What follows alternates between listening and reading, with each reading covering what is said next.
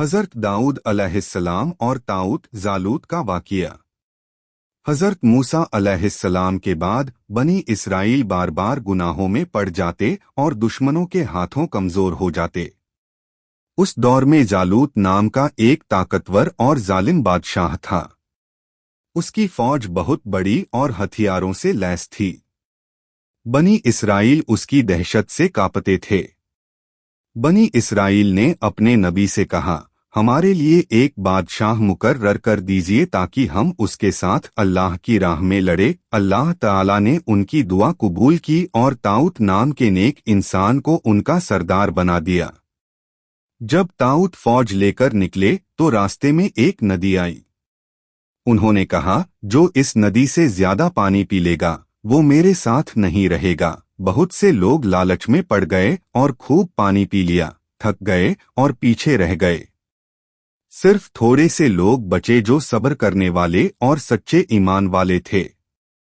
اب طاؤت کی چھوٹی سی فوج سامنے تھی اور دوسری طرف جالوت کی بڑی طاقتور فوج۔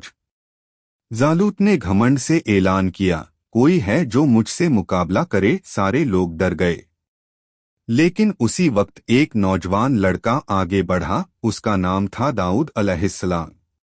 طاؤت نے سوچا کہ وہ بہت چھوٹے ہیں، مگر داؤد علیہ السلام نے کہا، میں اللہ کے نام سے اس ظالم کا مقابلہ کروں گا۔ داؤد علیہ السلام کے پاس تلوار یا ڈھال نہیں تھی، صرف ایک گلیل اور کچھ پتھر تھے۔ انہوں نے اللہ کا نام لے کر پتھر پھینکا۔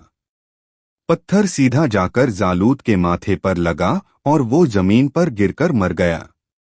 یوں اللہ تعالی نے جالوت کو ہرا دیا اور بنی اسرائیل کو فتح نصیب ہوئی۔ اس جیت کے بعد اللہ نے داؤد علیہ السلام کو بہت عزت دی۔ طاؤت نے انہیں اپنی فوج میں اہم درجہ دیا اور اپنی بیٹی کا نکاح ان سے کر دیا۔ طاؤت کی وفات کے بعد داؤد علیہ السلام بنی اسرائیل کے بادشاہ بنے۔ اللہ نے انہیں نبوت دی اور زبور نام کی آسمانی کتاب عطا کی۔ حضرت داؤد علیہ السلام کو اللہ نے کئی خاص نعمتوں سے نوازا۔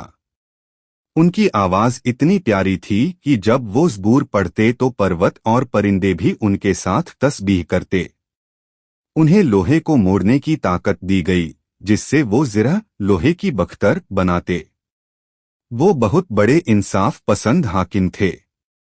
ان کے دور میں ہر شخص کو پورا انصاف ملتا تھا۔ وہ بہت زیادہ عبادت کرنے والے تھے۔ وہ ایک دن روزہ رکھتے اور ایک دن چھوڑتے۔ حضرت داؤد علیہ السلام کی عمر تقریباً 100 سال رہی۔ ان کے بعد ان کے بیٹے حضرت سلیمان علیہ السلام نبی اور بادشاہ بنے۔